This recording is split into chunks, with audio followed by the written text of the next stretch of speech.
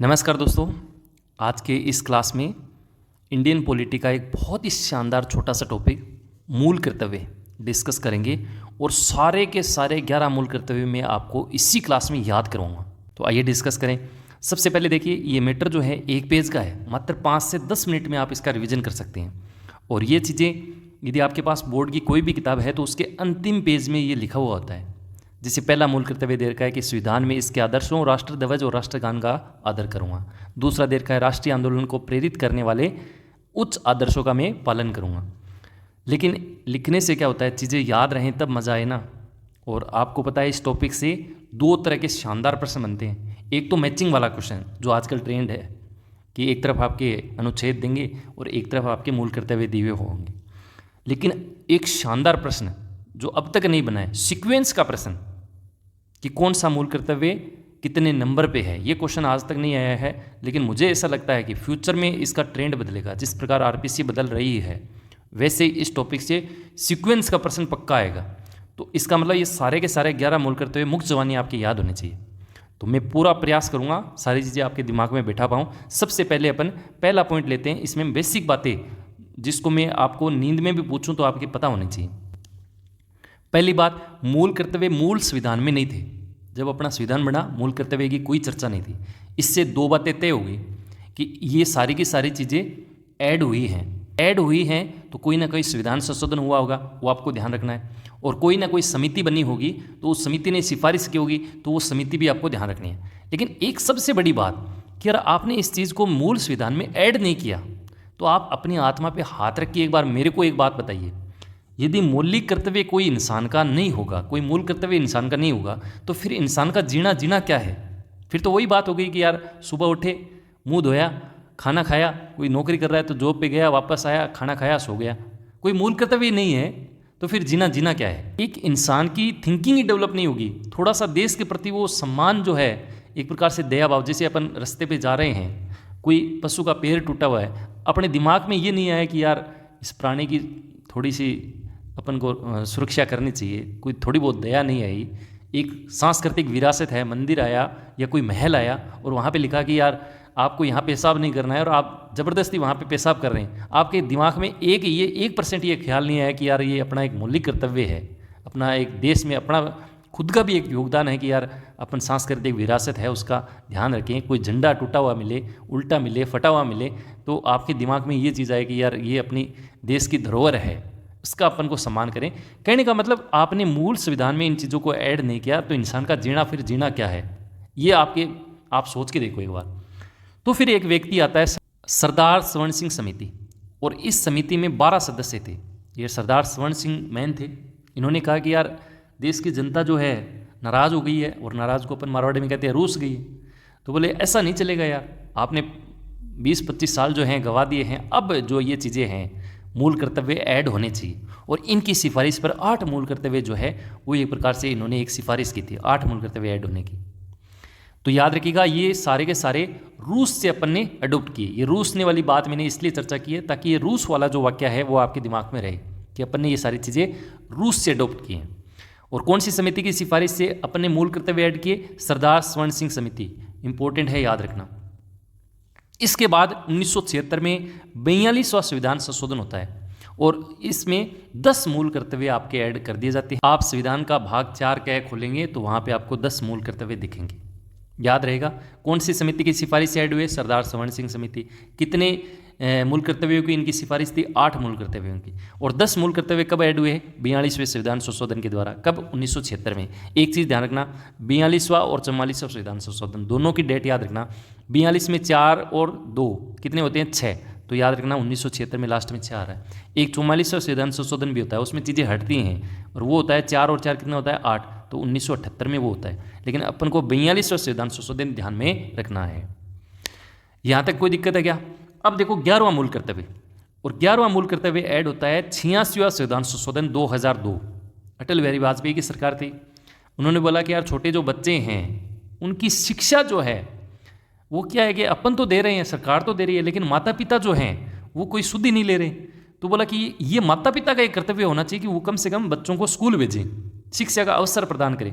तो 11वां मूल कर्तव्य ऐड किया और बोला कि 6 से 11 वर्ष के बच्चों को शिक्षा के अधिकार प्राप्त करने के लिए माता पिता का या संरक्षक का या गार्जियन का ये कर्तव्य होना चाहिए। तो 11वां मूल कर्तव्य बच्चों की शिक्षा से जुड़ा है, याद रखिएगा। ये तो अपना पहला पॉइंट था, बेसिक प्रश्न यहाँ से बना सकते हैं। अब देखो दूसरा पॉइंट, दूसरे टाइप के क्वेश्चन में कोई खतरनाक वाला क्वेश्चन बन जाए सिंपल सा कि मूल कर्तव्य वाद योग्य है क्या, तो याद रखना ये वाद योग्य नहीं है। आप इनको कोर्ट में जो है चैलेंज नहीं कर सकते, दंडनीय बिल्कुल नहीं है, लेकिन संसद जो है कानून बनाकर दंड का प्रावधान कर सकती है। केवल भारतीयों के लिए है मूल कर्तव्य, कोई विदेशियों के लिए नहीं है, अपने भारतीयों के लिए है। तो ये दूसरे पॉइंट में 3 बातें याद रखना, वाद योग्य नहीं है, दंडनीय नहीं है और केवल भारतीयों के लिए है। अब देखो सबसे इंपॉर्टेंट टाइप का क्वेश्चन, तीसरे टाइप का क्वेश्चन। इसमें सारे 11 के 11 मूल कर्तव्य आपके मुख्य ज़बानी याद होनी चाहिए और मैं याद करवा के छोड़ूंगा। सबसे पहले देखो 11 मूल कर्तव्य, अनुच्छेद की बात करें तो 51(1) क से लेके ट तक का उल्लेख है। मैं कहूँगा हिंदी वाले छोड़ दो, आप तो इंग्लिश वाले याद करो, लंबे समय तक याद रहेंगे। और पेपर जो है वो हिंदी और इंग्लिश दोनों में आता है, हिंदी वाला क लिखा हुआ भी आ जाए तो क को ए समझ लेना। सबसे पहले देखो 51(1) में लिखा है संविधान का पालन करना, बेसिक बात, यानी संविधान जो है इसके आदर्शों का पालन करना है, राष्ट्र ध्वज राष्ट्रगान इनका सम्मान करना है। याद कैसे रखोगे, देखो ए से आदर्श होता है और इस आदर्श की चर्चा जो है वो एक में ही आपको मिलेगी, इसी से आपको पकड़ लेना है।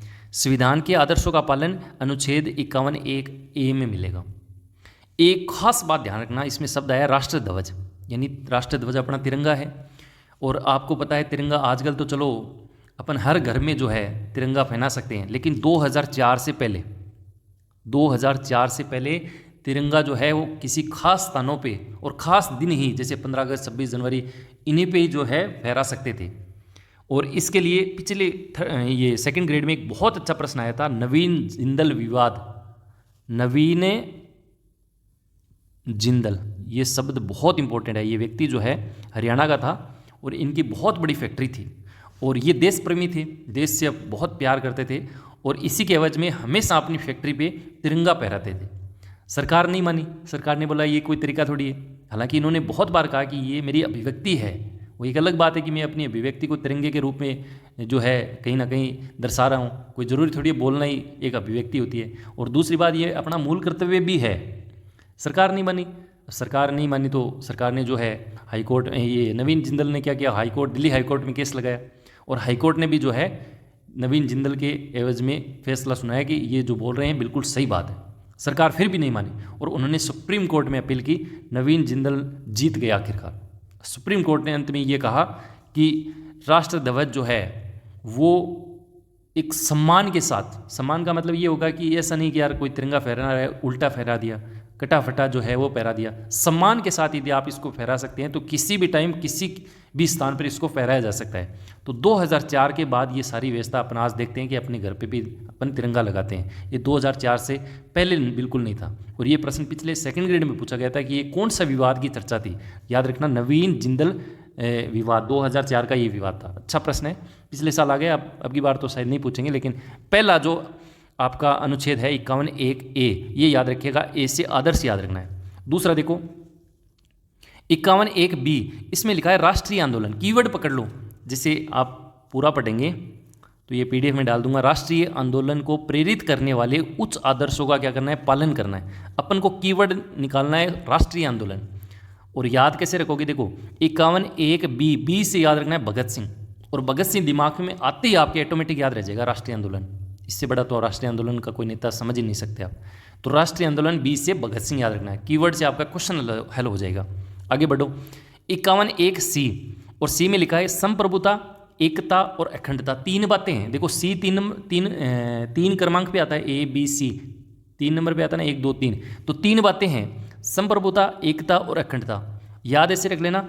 देखो सी से होता है कंट्री यूनिटी, देश की एकता, कंट्री यूनिटी। सी से कंट्री यूनिटी। सी से 3 बातें, संप्रभुता, एकता और अखंडता। यूनिटी का मतलब एकता ही होता है। और इन तीनों के लास्ट में ता आ रहा है।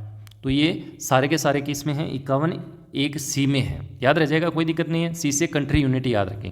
इसके बाद देखो 51(1)(d), और इसमें लिखा है देश की रक्षा करें, राष्ट्र की रक्षा करें। यानी देश में आह्वान हो जाए, कोई विपदा आ जाए, सैनिक हथियार जो हैं कम पड़ जाए, देश की जनता की आवश्यकता हो जाए, तो जनता से ये आवाज़ निकलनी चाहिए कि मैं देश के लिए जो है अपने आप को न्यौछावर कर दूंगा, ये मेरा एक मूल कर्तव्य है। ऐसी भावना हर इंसान में होनी चाहिए। तो याद रखना, डी से याद रखना है डिफेंस, डिफेंस वाली रक्षा है, डिफेंस के लिए रक्षा, ऐसे आप इसको जोड़ के याद रख लेना। अगला देखो 51(1)(ई), और इसमें लिखा है कि सभी लोगों में समरसता और समान भातृत्व की भावना होनी चाहिए। होता क्या है कि अपन जो है पुरानी परंपरा, जैसे कुप्रथा है, भेदभाव है, स्त्रियों के प्रति सम्मान की भावना अपन नहीं रखते हैं, ये सारी चीज़ें आजकल तो नहीं है, लेकिन पुराने समय में ये बहुत होती थी। इसीलिए याद रखना समान भातृत्व की भावना। इसमें एक शब्द आ रहा है सम्मान, और ई से इक्विटी याद रखना, इक्वलिटी, ये सम्मान की बात होती है, इक्विटी का मतलब समानता होता है। तो याद रखना सभी लोगों में समरसता और सम्मान की भावना। ये कौन सा आर्टिकल है? 51(1)(ई), ई से इक्विटी याद रखना है।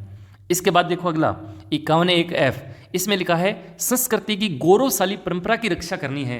संस्कृति वर्ड आ रहा है कीवर्ड, और एफ से आपको पता है फोल्क याद रखना है, फेस्टिवल याद रखना है। ये सारी की सारी अपनी संस्कृति तो है, त्यौहार जो हैं अपने, ये क्या है? संस्कृति तो है, इसकी रक्षा करनी है अपन को। ऐसे थोड़ी है कि यार पुरानी परंपरा को अपन विलुप्त कर दें। तो याद रखना एफ से क्या याद रखोगे? फोल्क याद रखने का, या फिर एफ से फेस्टिवल भी आप इसको याद रख सकते हैं। आगे बढ़ो 51(1)(G), इसमें लिखा है प्राकृतिक पर्यावरण की रक्षा करना।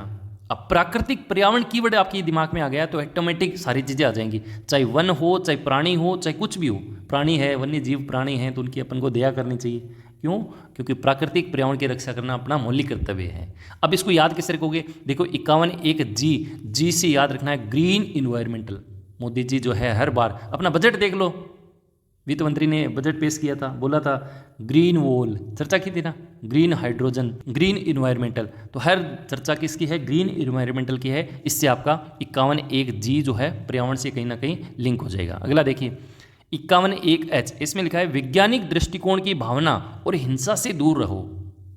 बिजोलिया किसान आंदोलन की तरह आंदोलन तो वो भी था, 41 साल चला था, लेकिन अहिंसक आंदोलन था, किसी प्रकार की हिंसा नहीं हुई थी। आप कई बार आंदोलन करते हैं कि यार ये गलत है, तो उसमें हिंसा नहीं होनी चाहिए, ये अपना एक मौलिक कर्तव्य है। तो इसको याद कैसे रखोगे? इसमें वर्ड आ रहा है कि इसमें एक कीवर्ड है वैज्ञानिक दृष्टिकोण। तो देखो एच से याद रखना है ह्यूमैनिटीज। ये शब्द जो है ना ह्यूमैनिटीज, ये कहीं ना कहीं ह्यूमन और साइंस से बना है, इसको अपन ह्यूमनिज्म या ह्यूमैनिटीज कहते हैं। अगर ऐसे याद नहीं रहे ना, तो एक मेरे पास दूसरा तरीका भी है, एच से आप इसको हॉस्पिटल बना लेना। एच से आप हॉस्पिटल याद रख लेना, और हॉस्पिटल में आप देखते हो डॉक्टर ही देखते हो, तो डॉक्टर किससे जुड़ा हुआ है? वैज्ञानिक से जुड़ा हुआ है, वैज्ञानिक दृष्टिकोण है, सारी चीज़ें वैज्ञानिक हैं वहाँ पे, जितने भी औजार वगैरह हैं सारी चीज़ें वैज्ञानिक दृष्टिकोण है। एच से हॉस्पिटल, ये बढ़िया है, ये याद रखना। ह्यूमैनिटीज़ आप नहीं समझेंगे, ये बहुत डेप्थ चीज़ें, हालांकि ह्यूमैनिटीज़ से भी आप इसको लिंक कर सकते हैं, वैज्ञानिक दृष्टिकोण। अगला देखो 51(1)(I), और इसमें लिखा है सार्वजनिक संपत्ति की रक्षा करो। आप रेलवे लाइन पे जा रहे हो, एक टूटा हुआ जो है पटरी का हिस्सा पड़ा है, आप घर पे लेके चले गए, बेच के बोरिया खा गए। अरे यार ऐसे कैसे कर सकते हो? इंडिया प्रॉपर्टी है, वो अपने देश की संपत्ति है, और ये अपना मौलिक कर्तव्य है कि हम उसका सम्मान करें, रक्षा करें। 51(1)(I) पढ़िए, आई से इंडिया की प्रॉपर्टी, याद रहेगा, कोई दिक्कत नहीं है, मेरे ख्याल से तो याद रह जाएगा। अगला देखो 51(1)(J), इसमें लिखा है कि व्यक्तिगत और सामूहिक प्रयासों से, गतिविधियों से सभी क्षेत्रों में आगे बढ़ें। अब आगे कब बढ़ेंगे? जब जॉब मिलेगी तब अपने आप आगे बढ़ जाएंगे। जे से याद रखना जॉब, और जॉब मिली तो अपन क्या बढ़ेंगे? सभी क्षेत्रों में आगे बढ़ जाएंगे। और जॉब कैसे मिलेगी? या तो अपन व्यक्तिगत यानी खुद प्रयास करें, या सामूहिक सहायता लें। तो आप इसको थोड़ा सा लिंक कर लेना कि सामूहिक और व्यक्तिगत प्रयासों से हम सभी क्षेत्रों में आगे बढ़ सकते हैं। जे से याद रखना जॉब। इसके बाद देखो अंतिम 51(1)(K), और इसमें लिखा है 6 से 11 वर्ष के बच्चों की शिक्षा उपलब्ध कराना। ये अभिभावक जो हैं उनका एक कर्तव्य है कि वो अपने बच्चों को कम से कम स्कूल तो भेजें। क्या हम ही सारे काम करेंगे? क्या हमने आरटी बना दिया? अब कम से कम माता पिता जो हैं उनके कर्तव्य भी होने चाहिए। तो ये मूल कर्तव्य, अंतिम मूल कर्तव्य है। याद कैसे रखेंगे? देखो के से याद रखना है किड्स, किड्स मतलब बच्चा, किड्स एजुकेशन याद रहेगा। मैं कुछ आपको पूछता हूँ, संविधान के आदर्शों का, राष्ट्रध्वज और राष्ट्रगान का पालन करें। देखो ए से आदर्श मैंने याद करवाया था, ए से आदर्श। एक और देख लो, देखो राष्ट्रीय आंदोलन कीवर्ड आ जाए तो बी से भगत सिंह, बी से क्या आ जाए? भगत सिंह। जैसे और देखो ये देखो सम्मान, सम्मान की बात मैंने किस में की थी? ई में की थी, इक्विटी। तो ऐसे ये लिंक हो गया। इसी के बाद और देख लो, देखो सार्वजनिक संपत्ति, तो मैंने कहा था आई, इंडियन प्रॉपर्टी है, तो ऐसे याद रख सकते थे। और देख लो वैज्ञानिक दृष्टिकोण वाला, मैंने कहा था हॉस्पिटल, हॉस्पिटल में सारे वैज्ञानिक ही आपको मिलेंगे। और लास्ट वाला देख लो किड्स वाला, ये के था 51 के। तो ये अपना एक छोटा सा टॉपिक था। मैंने पूरा प्रयास किया है कि सारी चीज़ें आपको अच्छे से समझा पाऊँ और कोई ना कोई जुगाड़ ऐसे बताऊँ जिससे आपके ये सारी चीज़ें जो हैं कभी भी नहीं भूलें, कम से कम एग्ज़ाम तक तो याद रहें। इतना तो मैंने प्रयास किया है। एक बार अंतिम और बता रहा हूँ शॉर्ट में। देखो 51 एक, ए से क्या याद रखोगे? आदर्श। बी से क्या याद रखोगे? भगत सिंह, भगत सिंह का मतलब राष्ट्रीय आंदोलन। सी से याद क्या रखोगे? एकता, कंट्री एकता।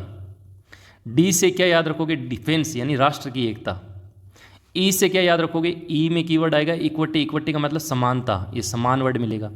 एफ से क्या याद रखोगे? फोल्क, फोल्क फेस्टिवल, इसका मतलब संस्कृति शब्द आएगा। एफ के बाद आएगा आपका जी, और जी से मैंने कहा था, जी से ग्रीन इन्वायरमेंटल, इसका मतलब पर्यावरण संरक्षण की बात होगी। जी के बाद मैंने कहा था एच, और एच मैंने हॉस्पिटल याद कराया था। हॉस्पिटल का मतलब क्या हो गया? वैज्ञानिक वगैरह, वैज्ञानिक वगैरह। आई से मैंने कहा था इंडियन प्रॉपर्टी है साहब, इंडियन प्रॉपर्टी यानी सार्वजनिक संपत्ति, सार्वजनिक संपत्ति। आई के बाद जे, जे से अपन को जीतना है, जॉब लेनी है, और जॉब लेंगे तो हम क्या करेंगे? उत्कृष्ट कार्य करेंगे सभी क्षेत्रों में। और जे के बाद अंतिम के से याद करवाया था किड्स, किड्स एजुकेशन, 6 से 14 वर्ष के बच्चों के लिए शिक्षा पाने का अधिकार माता पिता का एक कर्तव्य है। अब आपके कितना याद हुआ है कमेंट में ज़रूर बताना है। आज के इस वीडियो में इतना ही। एक नई चर्चा के साथ, नए टॉपिक के साथ फिर दोबारा रूबरू होंगे। तब तक के लिए नमस्कार, जय हिंद, जय भारत।